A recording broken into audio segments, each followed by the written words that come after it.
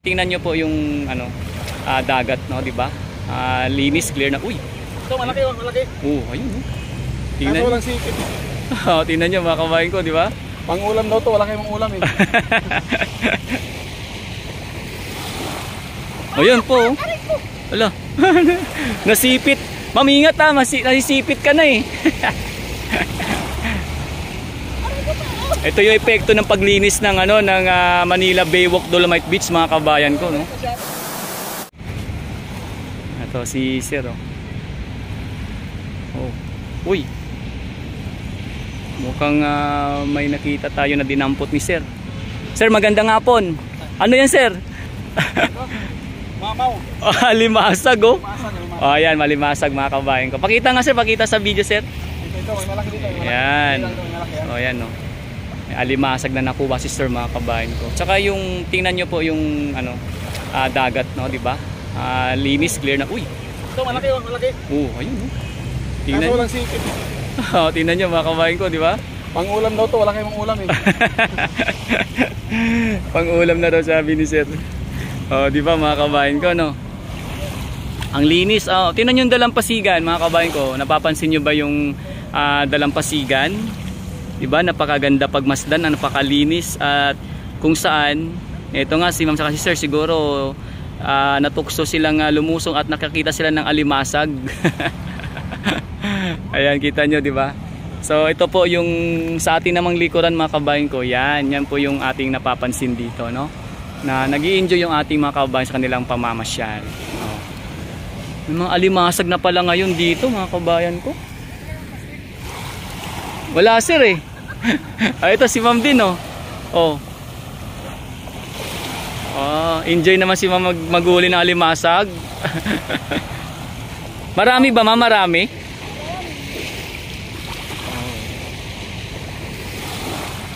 Ayun po, oh. Wala. Nasipit. Ma'am, ingat ha, nasisipit ka na eh. Ito yung epekto ng paglinis ng Manila Baywalk Dolomite Beach, mga kabayan ko, no. Ayan mo, dinadampot na limang alimasag. Yun nga lang, maliliit pa yan, Sir, eh. Sana, Sir, wag munang kunin, Sir, para lumaki pa, Sir. Oo, wag muna, Sir, para lumaki pa. Ayun, binalik ni Sir. Diba? Nag-i-enjoy si Ma'am tsaka si Sir magdampot ng alimasag. At mapapansin niyo yung mga kabayan ko, yung dalampasigan, no, diba? Nakita nyo, linis. Ang linis. Saka doon, ang daming namamasyal doon, mga kabayan ko. Ingat lang, Ma'am, baka masipit kayo dyan, Ma'am, ha. Maraming alimasag, eh. Mahirap masipit, masakit. Ayan, oh. Yadampot lang.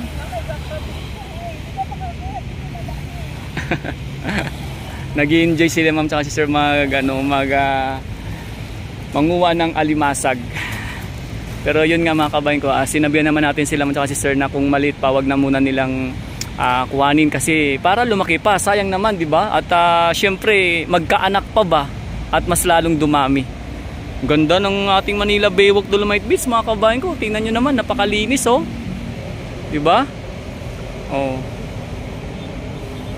Tsaka talaga to, alam niyo yung lugar na to, mga kabayan ko. Perfect talaga pag ikaw ay mamasyal. Pagpalagay na natin kasama mo yung pamilya mo, no, yung mga anak ninyo, at syempre mga kaibigan, barkada. Isa ito sa napakagandang puntahan na lugar. Alam niyo kung bakit, mga kabayan ko?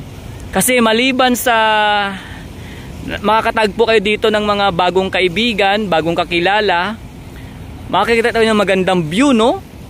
Makakalaman kayo ng sariwang simoy ng hangin, at higit sa lahat, free na free ang pamamasyal dito sa Manila Baywalk Dolomite Beach. So yan po yung isa sa pinakamagandang kung bakit isa po ito sa dinadayo at talagang pinupunta nating mga kabayan, itong Manila Baywalk Dolomite Beach. Kita nyo naman, di ba?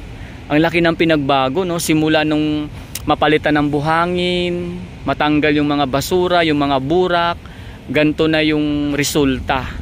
So nakita po natin kung gaano ini-enjoy ng ating mga kababayan ang pamamasyal dito, di ba? At yun, pag dampot-dampot lang ng alimasag, enjoy na sila eh. Di ba mga kabayan ko? Pag dumadampot lang ng ano, enjoy na sila. O ayan, dumadami na yung mga tao. Ayan, oh. Sana wag umulan. Kasi makulimlim po ngayon mga kabayan ko eh. Pero sana wag umulan para ma-enjoy natin yung ano, yung pag-update sa Manila Baywalk Dolomite Beach. Ay, makulimlim oh. Wag naman sanang bumagsak para pati yung sunset view ay makuha na natin mamaya mga kabayan ko. Ayan, dumadami na yung mga namamasyal oh. Pag gantong oras kasi mga kabayan ko, mas ano, mas dumadami yung pumupunta na tao, lalo na pag medyo malapit na yung ano, alas 6 kasi yan talaga yung ano eh, yung sunset.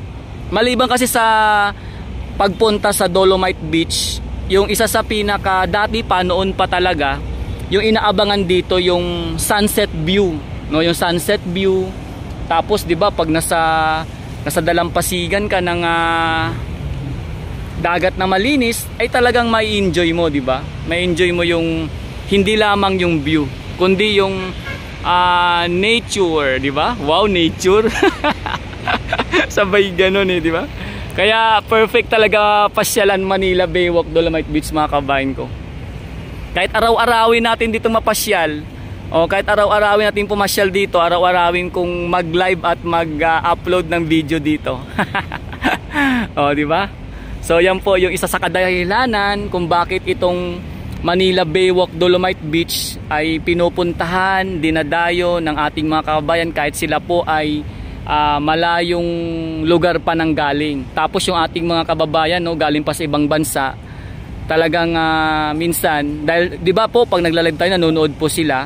So pag umuwi sila mga kababayan ko, hindi talaga nila pinapalagpas na hindi mapuntahan yung Manila Baywalk Dolomite Beach kasi siyempre mahirap mag-ano eh. Minsan kasi may mga ano eh, may mga alam mo yung parang gusto mo talaga makita ng personal, no, para mapatunayan talaga na talaga bang maganda na, talaga bang malinis na. So yun, uuwi ka rito para pupunta ka rito para talaga ikaw mismong personal ang makakakita. So pag nakita mo na, talagang sulit, no? Sulit yung pagpunta mo.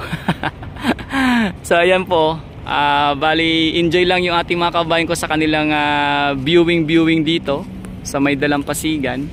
At ayun naman po si Sir, yung kaninang nagkuha ng alimasag, tuloy-tuloy po sa pangunguha. Mamaya may security guard dyan, pero sinabihan ko naman si Sir, no, na kung maari wag siyang magkuha ng mga maliliit, nako, para ay sayang din, lalaki pa at dadami pa. So yan po, no, yung ating pagpapakita ng kaganapan sa Manila Baywalk Dolomite Beach.